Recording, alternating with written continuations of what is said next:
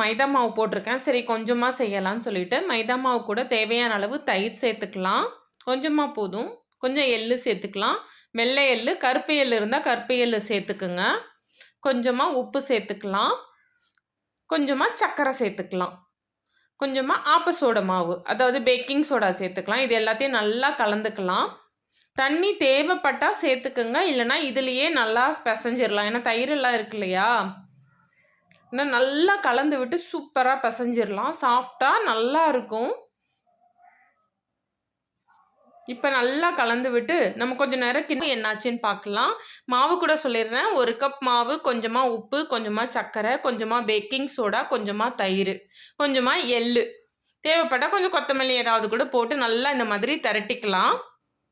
இப்போ இந்த மாதிரி என்ன சைஸ் வேணுமோ, நான் லஞ்ச் பாக்ஸில் வைக்கிறதுக்காக லஞ்ச் பாக்ஸ் அந்த குட்டி குட்டி சைஸ்லேயே நான் ரவுண்டாக கட் பண்ணி எடுத்துக்கிட்டேன். கருப்பு எள்ளு போட்டால் இதில் இன்னும் நல்லா தெரியும், பார்க்குறதுக்கு அழகாக இருக்கும். என்கிட்ட வெள்ளை எள்ளு தான் இருந்தது. இப்போ இது மேலே நான் கஸ்தூரி மேத்தி கொஞ்சம் கொஞ்சமாக டேப் பண்ணுறேன். நீங்கள் கொத்தமல்லி இருந்தால் கொத்தமல்லி கூட இந்த மாதிரி இது பண்ணிக்கலாம்.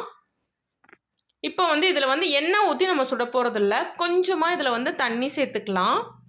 நல்லா தண்ணி சூடானோன்னா அப்படியே லைட்டாக தோசைக்கல்லில் கூட லைட்டாக தண்ணி தெளிச்சிட்டு போட்டு எண்ணெய் மூடி வைக்கணும். இப்போ இதை வச்சுட்டு நம்ம மூடி வச்சிடலாம். இதுக்கு கொஞ்சம் கூட ஆயில் தேவையே இல்லைப்பா.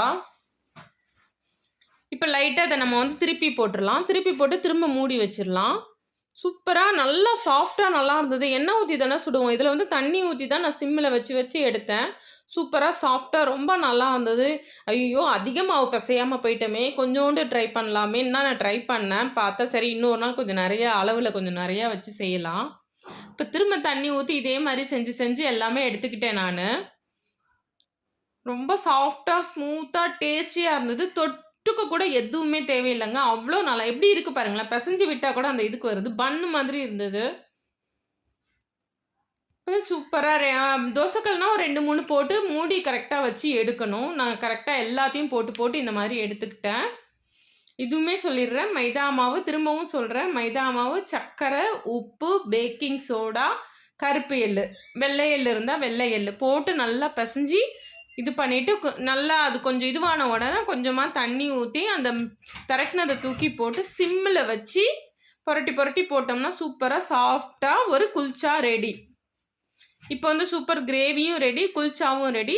நீங்கள் கொஞ்சம் பெரிய சைஸ்லேயும் வேணும்னா செஞ்சுக்கலாம். பிசைஞ்சு விட்டால் கூட எவ்வளோ சாஃப்டாக ஸ்மூத்தாக இருக்குது பாருங்கள். இப்போ இதுக்கு தொட்டுக்கிறதுக்கு இது ரொம்ப நல்லாயிருக்கும். இப்போ லஞ்ச் பாக்ஸ் நம்ம